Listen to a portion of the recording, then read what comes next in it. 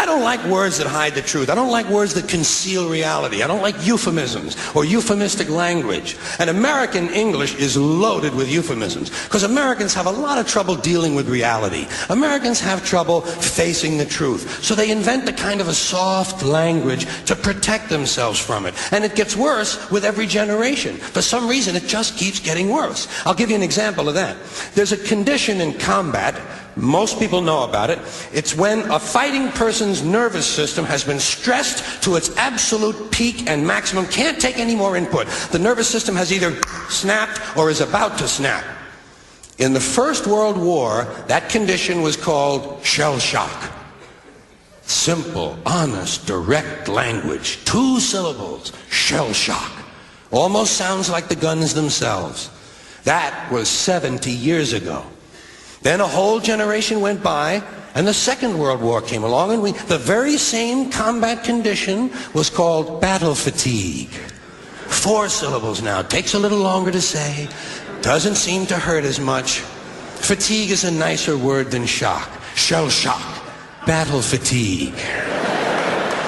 Then we had the war in Korea in 1950. Madison Avenue was riding high by that time, and the very same combat condition was called operational exhaustion. Hey, we're up to 8 syllables now. And the humanity has been squeezed completely out of the phrase. It's totally sterile now. Operational exhaustion. Sounds like something that might happen to your car. Then, of course, came the war in Vietnam, which has only been over for about 16 or 17 years. And thanks to the lies and deceit surrounding that war, I guess it's no surprise that the very same condition was called post-traumatic stress disorder. Still 8 syllables, but we've added a hyphen. And the pain is completely buried under jargon. Post-traumatic stress disorder. I'll bet you if we'd have still been calling it shell shock, some of those Vietnam veterans might have gotten the attention they needed at the time. I'll bet you that. I'll bet you that.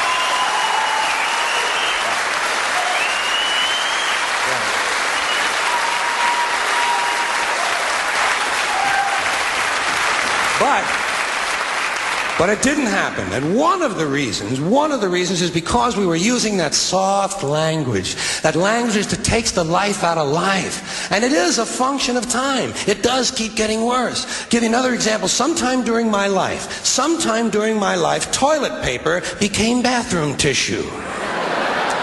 I wasn't notified of this.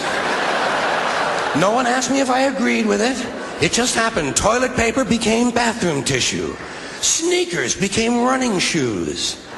False teeth became dental appliances. Medicine became medication. Information became directory assistance. The dump became the landfill. Car crashes became automobile accidents. Partly cloudy became partly sunny. Motels became motor lodges. House trailers became mobile homes. Used cars became previously owned transportation. Room service became guest room dining. And constipation became occasional irregularity.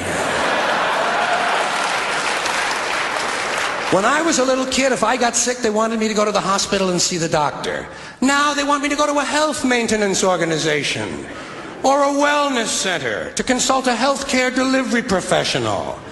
Poor people used to live in slums. Now the economically disadvantaged occupy substandard housing in the inner cities. And they're broke. They're broke. They don't have a negative cash flow position. They're fucking broke. Because a lot of them were fired. You know, fired. Management wanted to curtail redundancies in the human resources area. So many people are no longer viable members of the workforce. Smug, greedy, well-fed white people have invented a language to conceal their sins. It's as simple as that. The CIA doesn't kill anybody anymore. They neutralize people. Or they depopulate the area. The government doesn't lie. It engages in disinformation. The Pentagon actually measures nuclear radiation in something they call sunshine units. Israeli murderers are called commandos. Arab commandos are called terrorists. Contra killers are called freedom fighters.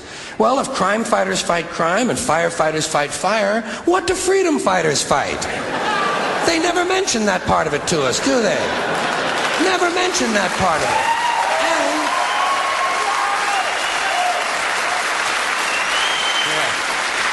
And some of this stuff is just silly. We all know that. Like on the airlines, they say they want a pre-board.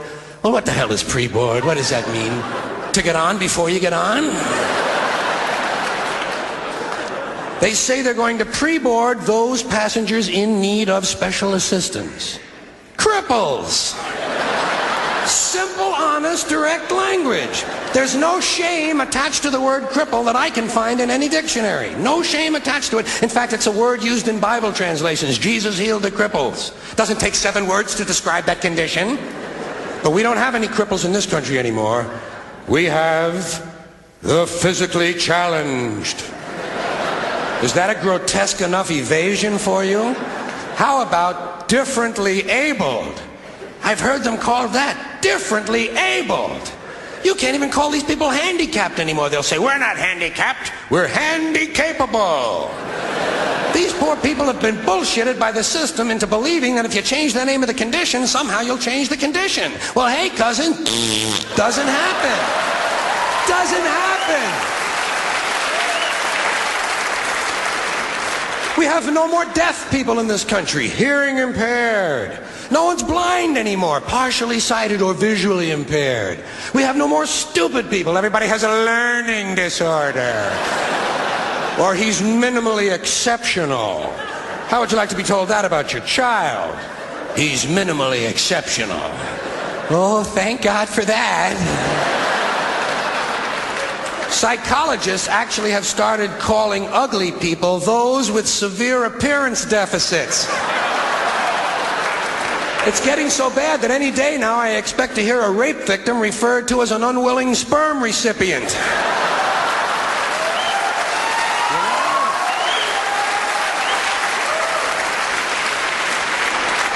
And we have no more old people in this country. No more old people. We shipped them all away, and we brought in these senior citizens. Isn't that a typically American 20th century phrase? Bloodless, lifeless, no pulse in one of them, a senior citizen. But I've accepted that one. I've come to terms with it. I know it's here to stay. We'll never get rid of it. That's what they're going to be called, so I'll relax on that. But the one I do resist, the one I keep resisting, is when they look at an old guy and they'll say, look at him, Dan, he's 90 years young. Imagine the fear of aging that reveals. To not even be able to use the word old to describe someone, to have to use an antonym.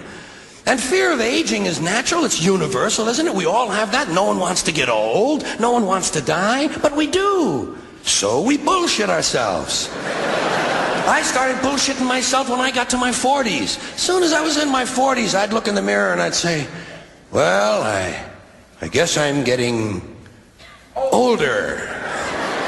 Older sounds a little better than old, doesn't it? Sounds like it might even last a little longer.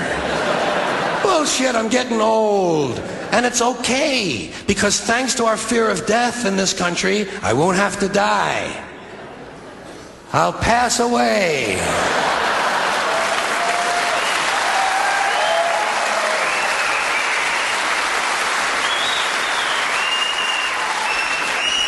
Or I'll expire like a magazine subscription. If it happens in the hospital, they'll call it a terminal episode. The insurance company will refer to it as negative patient care outcome. And if it's the result of malpractice, they'll say it was a therapeutic misadventure. I'm telling you, some of this language makes me want to vomit.